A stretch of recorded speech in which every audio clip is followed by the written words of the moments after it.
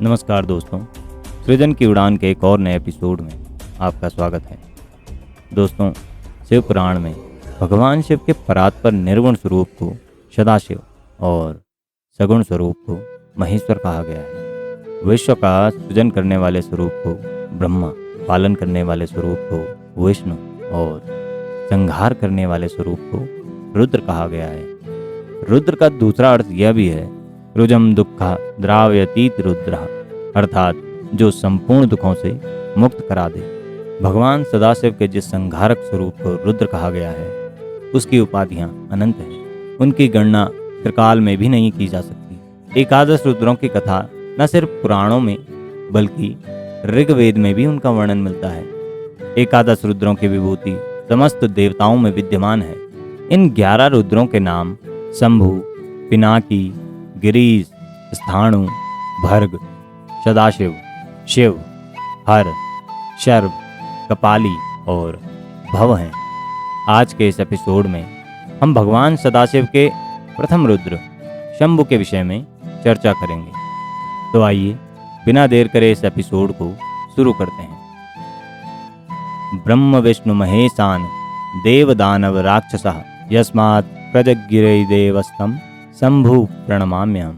अर्थात ब्रह्मा, विष्णु, महेश, देव, दानव तथा राक्षस जिनसे उत्पन्न हुए तथा जिनसे सभी देवों की उत्पत्ति हुई, ऐसे भगवान शंभु को मैं प्रणाम करता हूँ। भगवान रुद्र ही इस सृष्टि के सृजन, पालन और संहार करता है।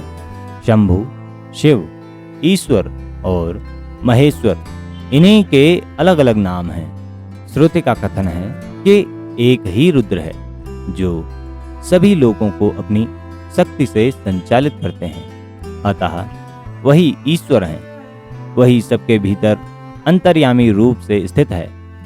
आध्यात्मिक, आदि भौतिक और आदि दैविक रूप से उनके 11 अलग अलग नाम श्रुति और पुराणों में हैं।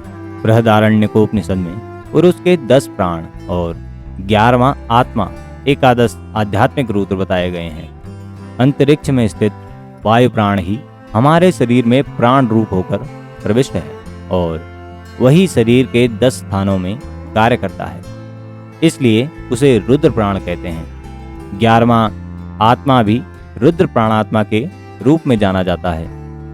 आदि भौतिक रुद्र पृथ्वी, जल, तेज, वायु, आकाश, सूर्य, चंद्रमा, यजमान, पवमान, पावन और शुचि नाम से कहे गए हैं। इनमें आदि के 8 शिव की अष्टमूर्ति कहलाते हैं। शेष, पवमान, पावक और शुचि घोर रूप हैं। आदि दैविक रुद्र तारामंडलों में रहते हैं। विभिन्न पुराणों में इनके भिन्न भिन्न नाम तथा उत्पत्ति के भिन्न भिन्न कारण मिलते हैं। इस प्रकार रुद्र ही सृष्टि के आदि कारण हैं तथा सृष्टि के कण कण में विद्यमान हैं। इस प्रकार एक रुद्र और असंख्य रुद्रों के वर्णन तंत्र ग्रंथों में प्राप्त होते हैं। इसका आशय यह है कि एक रुद्र अधिनायक है और शेष रुद्र उनकी प्रजा हैं। पुराणों में इनकी उत्पत्ति का कारण प्रजापति के सृष्टि रच पाने की असमर्थता पर उनके क्रोध और असुर को बताया गया है। शिव पुराण में देवताओं के असुरों से पराजित हो जाने के बाद कश्यप की प्रार्थना पर कश्यप और सुरभि के द्वारा इनके अवतार का वर्णन है। एक समय आनंद वन में रमण करते हुए प्रथम रुद्र भगवान शंभु के मन में एक से अनेक होने की इच्छा प्रकट हुई। फिर उन्होंने अपने वाम भाग के 10वें अंग पर अमृत मलकर विष्णु को तथा दक्षिण भाग से ब्रह्मा को उत्पन्न किया। कुछ समय के बाद रुद्र माया से मोहित होकर विष्णु और ब्रह्मा ने अपने कारण की खोज की। तब एक आदि और अंतहीन ज्योतिर्लिंग का दर्शन हुआ, जिसके ओर और छोर का पता लगाने में दोनों असमर्थ रहे। विष्णु और ब्रह्मा की स्तुति करने पर अपनी शक्ति उमा देवी के साथ भगवान शंभु प्रकट हुए। उन्होंने ब्रह्मा से कहा कि मेरी आज्ञा से तुम सृष्टि का निर्माण करो और विष्णु उसका पालन करें। मेरे अंश से प्रकट होने वाले रुद्रदेव इस सृष्टि का संहार करेंगे। मैं ही इस सृष्टि का आदि कारण हूँ तथा तुम दोनों के साथ रुद्र और संपूर्ण देव, दानव एवं राक्षसों का सृजन करता हूँ। भगवान विष्णु मेरे बाएं अंग से तथा तुम दाहिने अंग से प्रकट हुए हो।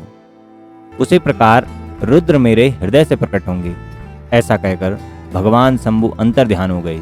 प्रथम रुद्र भगवान शंभु की आदि भौतिक मूर्ति एकाम्रनाथ या क्षितिलिंग के नाम से शिवकांची में है।